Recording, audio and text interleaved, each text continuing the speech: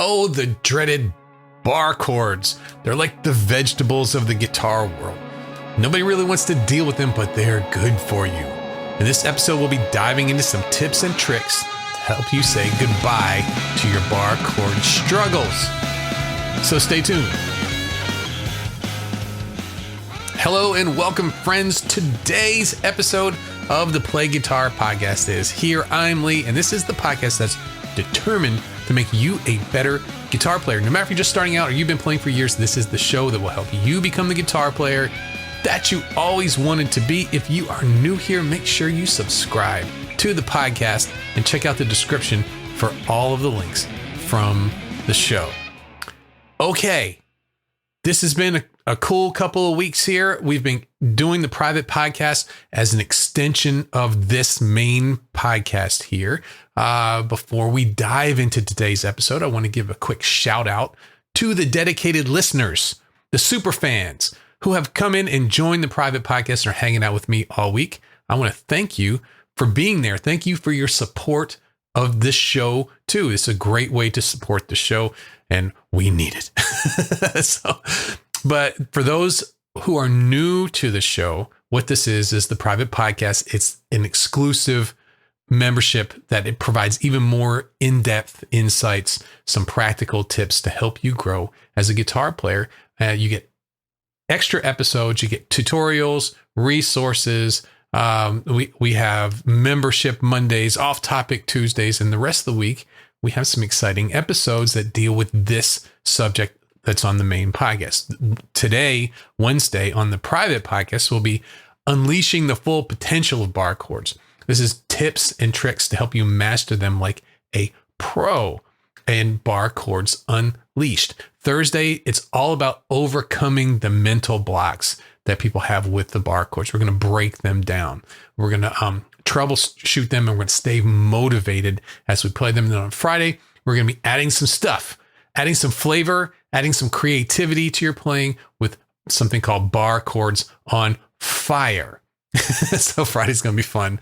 If you're ready to take, and no, it's not buffalo sauce. That's not, but if you're ready to take your guitar playing to the next level, head on over there. It's playguitaracademy.com, become a member, and then you automatically have the private podcast and you can listen to it on the go. You can put it into, Apple Podcasts. The only one that doesn't do it is Spotify. I'm trying to figure out a workaround for that, but all the other podcast players, you can put this, you just take a link, put it into the player as a manual subscription, and then you can listen to that along with all the other podcasts there too. So if you struggled with getting clear and crisp sound from your bar chords, or if you're just finding it tough to get the hang of them, this episode is going to help you out. We're going to start by looking at some common issues, how to troubleshoot them. Then we're going to move on to tips for using the right finger pressure and for staying motivated, which has been a big theme for the past 2 weeks, staying motivated as you tackle these things. And as always, I encourage you to leave a comment. Let me know what you think and realize that this is off of an outline and I reserve the right to deviate from that out at any moment. I've done it for the past 3 weeks, probably going to do it again today too, but it's more fun that way. So let's see what we're going to do. We're going to break down the world of bar chords. I guess I'll put it this way. A lot of people, when they start playing and I'm doing it right, I've got the bar chords down here. This is where Lee told me to put my hand, and then I'm strumming it. And then I listen to these other people and they sound better than me. Have you felt like that before? I have. I keep practicing them and there's something wrong, but I don't know what it is. So you need a starting point, a reference point. If I need to troubleshoot something that's going wrong with chords, where do I start? Well, we'll start with the common issues: buzzing and muted strings. That, not a clear sound, right? And then let's see here, muted strings. So if you're trying to play an A chord and that's all you get. A couple of the strings ring out, but you got a lot of the strings probably in the middle that aren't coming through. Those are the first two places to start: buzzing or muted strings. And what we're going to do is we're going to start with your finger position. We need proper finger placement. What is that? So proper finger placement is as far to the fret as you can get without going over. Sounds like a game show. As close as you can get to the final prize without going over, right? So we want to get our first finger right up behind the fret on the string. Don't want to go too far. Don't want to go too far back. Too far ahead, you get muting. Too far back, you get buzzing. Right below the string. Can you do that for every chord that you play? No, you can't. Sometimes you have to use a little extra pressure to make that note ring clear. Instead of or. Now also, touching strings you're not supposed to be touching. Why are you doing that? Why are you touching those strings? We all deal with that in the beginning. And everyone, the thing I find interesting, but here goes the outline out the window. The thing I find interesting about that is it's such a big issue. Oh, I've got to put my fingers down straight. I have to put my fingers down straight so that all the notes will come out clear. Okay. And I've got to do that. I've got to do that. I've got to do that. And we spend so much time on that. And and later on, you realize that, well, it's actually not that bad a thing. I actually use muting of the strings, touching strings that are not the string that my finger is pressing down. I use that all the time on purpose.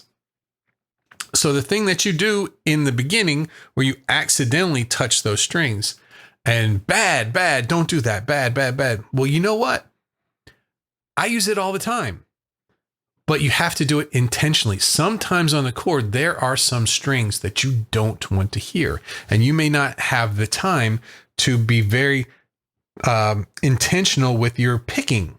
Right? You might only have time to strum all the way across the strings, but you don't want that low string, right? So what do? You accidentally, on purpose, touch it with another finger that's on an adjacent string. You hear that? So here's my C chord, and here's my low chord, my low string. I'm touching it with my third finger. My third finger's pressing down the root of the C chord on the A string, but I move it over slightly, just like I accidentally probably did when I was starting, and all I get is the click from the string. That way I can strum all the strings, and I don't get that low E. That, and the E is in the chord of a C major scale, a C major chord. But having that E, having the third in the bass may not be the sound that you're looking for. The angle of your fingers, how your fingers are coming into the note. Do you have your guitar strapped really low where your hand is having to reach around the fretboard just to get the string, and then your fingers are coming in diagonally, not straight on? Are your fingers be able to, do you have your thumb on the back of the neck that allows your fingers to come straight down on the notes? Do you even want that? Is there a reason for that? Do you need to have every single note ring? Or if you added a little angle to your hand, maybe put your thumb, wrapped it around the fretboard instead of directly on the back, are you getting an angle that it might allow you to mute some of these notes that you may not want to hear? Let's see, I was doing a C back there. Let's do the C bar chord up on the 8th fret, right? For bar chords, we have the added problem of the first finger taking a big role here, getting a lot of responsibility for this bar chord. It's becoming like the nut of the guitar, but it's moved up. So even if we're at an angle, and even if we're muting some strings that maybe we want to, or maybe or accidentally muting some strings, what we need to do now is we need to make sure that the chords are clear and the back notes, the notes where your first finger is playing, is clear as well. And that's a new skill. So what most do is they put their finger down straight. flat, the pads of your first finger across all the digits, straight on the 8th fret. And then they try to assemble the rest of the fingers to make the chord. And what you start to feel is on the back of your hand, your wrist, all the way up through all the way up to the fingers, all the way to the back of your hand, it starts to feel tight, starts to feel strange, because you're having to adjust. You have to put your thumb way back to get that first finger down flat. Now, what we found, and what a lot of people have found, is that if you roll your first finger on its side a little bit, it makes it easier, gives a better angle for your hand to put in the rest of the notes of the chord. And you don't get that terrible feeling in the back of your hand that you're just trying to force your finger to go down flat.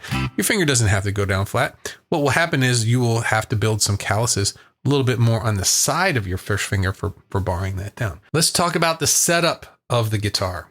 So your guitar can be set up in a way that makes bar chords very, very difficult. What's the number one thing? I know you're all thinking of it. Action, how high the strings are above the fretboard of the guitar. If you're trying to play a bar chord and you're having to press down like there's no tomorrow and it hurts and it's out of tune because you have to press down so far and the strings are very out of tune, then you're not going to want to play bar chords. You're going to say, this is terrible. And you see all these famous people playing bar chords and there's nothing for them. Why? Because they got somebody who knows how to set their guitar up well. And so what do you got? You got one of two things that you can do.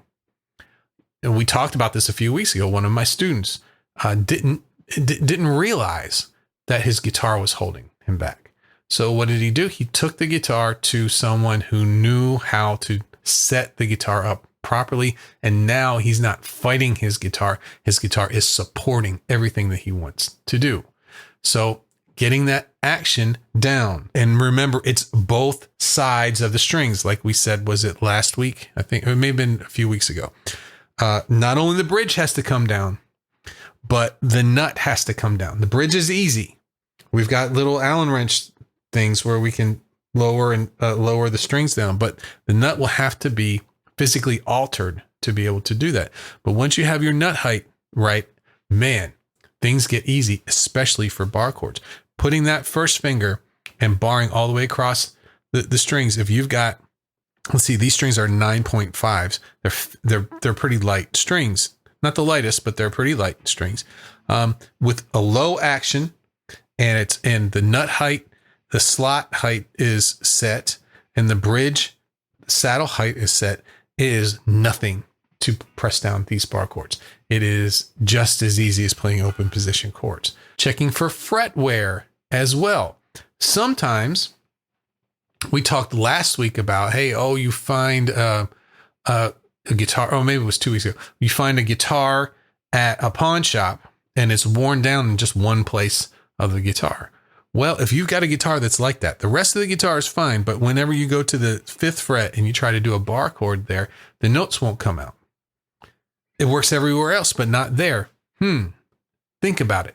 If what you're doing works everywhere else on the guitar, but not at the 5th fret, is it your fault? Are you doing something wrong? I don't think so. I think that the guitar, the frets are lower there. Maybe they're unevenly worn, so they're fretting out, giving you that buzz. Really, really difficult thing to do on your own, to level frets. Maybe your frets those need to be replaced, or you need to level the whole guitar, bring all the other frets down to those too. And that takes a little bit of time, a little bit of patience if you do it on your own. A lot actually. But you can find somebody pretty easy to take care of that for you. Okay. So how many of you can raise your hand while you're driving? Just make sure there's one hand on the wheel. How many of you are afraid to adjust the bow of your neck, to make the truss rod adjustment? You get your guitar, and what's in there? You get a cloth for cleaning, right? You get some sort of an Allen wrench, which is what I'm talking about. It's a little Allen wrench that fits on the neck of your guitar that you can adjust something. And then you get the little promotional packet that tells you absolutely nothing, right? But has the name of the company on it. So what do we normally do with those? We chuck them off to the side. You never see them again. Well, that little Allen wrench is important. It fits perfectly into the side of usually it's the headstock side. On some guitars, it'll be the pickguard side, but it's one side of the neck. And you have something inside the neck that's called a truss rod. It's a piece of metal, usually 2 pieces of metal, double action truss rod. And then it goes up through the neck, and you can adjust how far back the neck goes. That's called back bow. Or you can adjust how far forward it curves. So think about it, right? If you have a string that's pulled tight and it's a flat plane and your neck is curved, it will be harder to play in one area of the guitar. You have farther to press down in the middle than you would up by the nut. And the other way, if you had a back bow, say your neck was too far back, what would happen?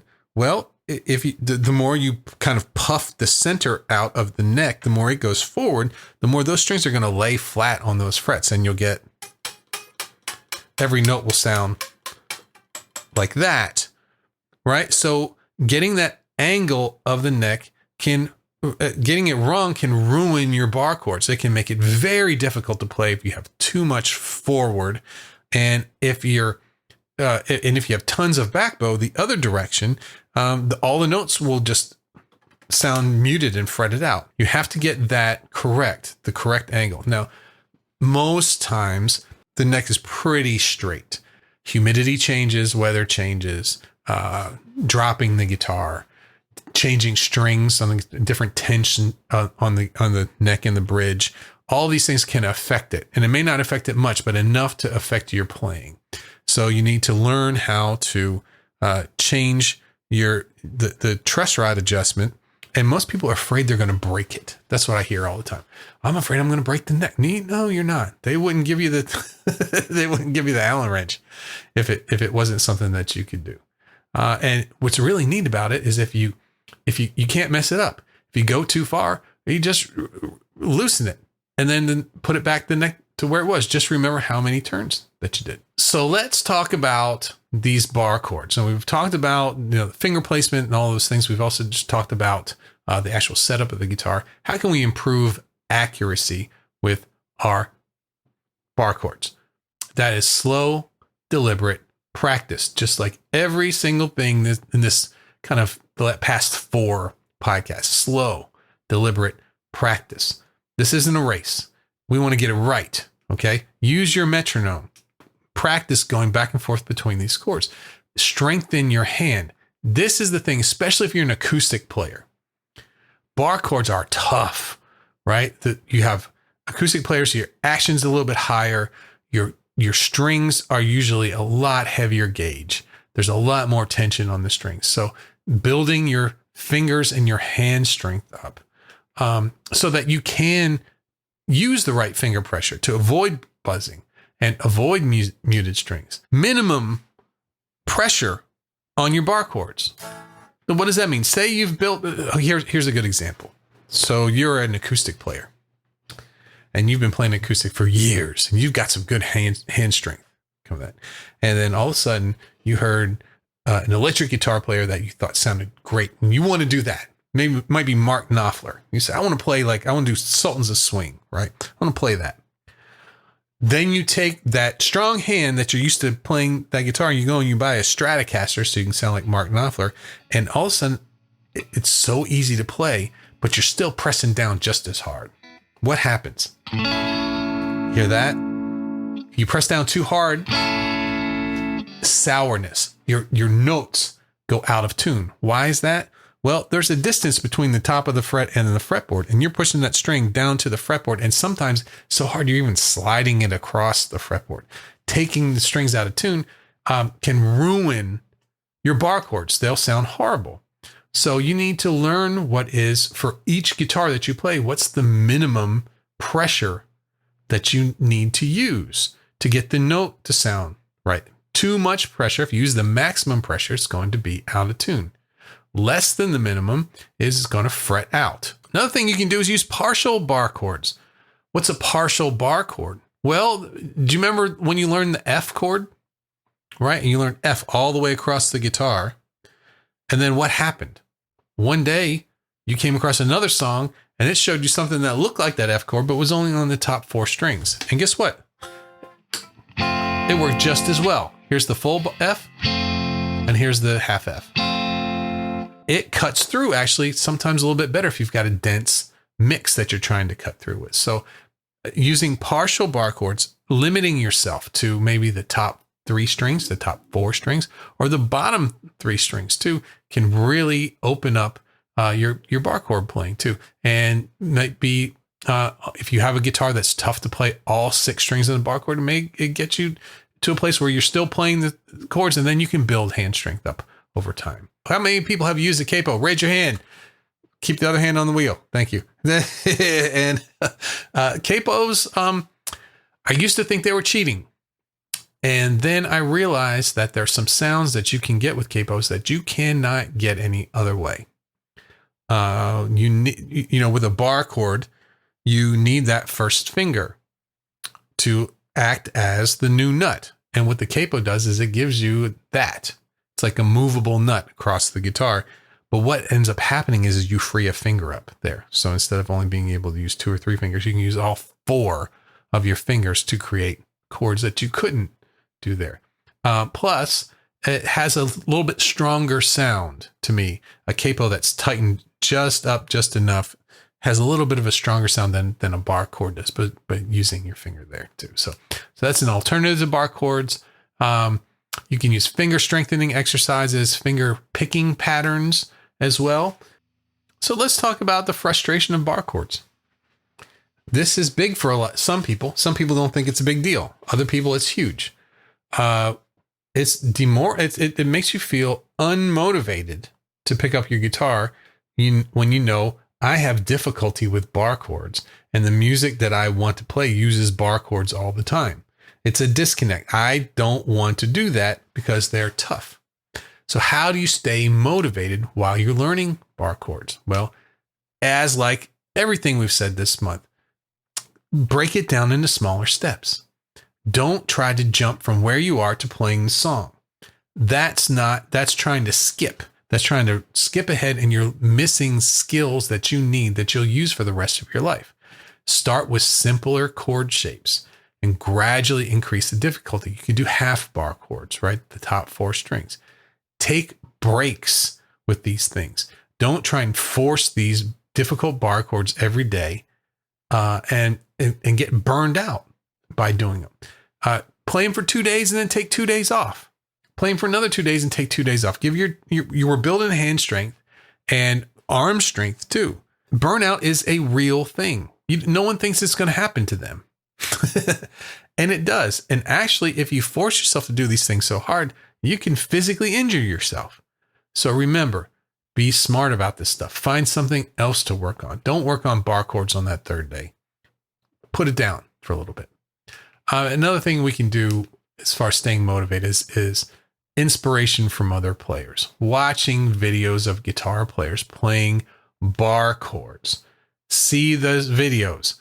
See how easy it is for them. It's either going to be the setup of their guitar that makes it easy, the gauge of their strings that makes it easy, or they practiced a lot. So check those things off. Bar chords will start to get a little bit easier. You could also join a community. We have a whole community section. I call it the woodshed for our members. And you can go in there and you could ask, hey, can someone show me how to play this bar chord? I'm struggling with it. Someone within the afternoon, someone will put something up there. Sure. We have very helpful people in our community. We love to bring more and more people in there. Also, you can learn some new songs.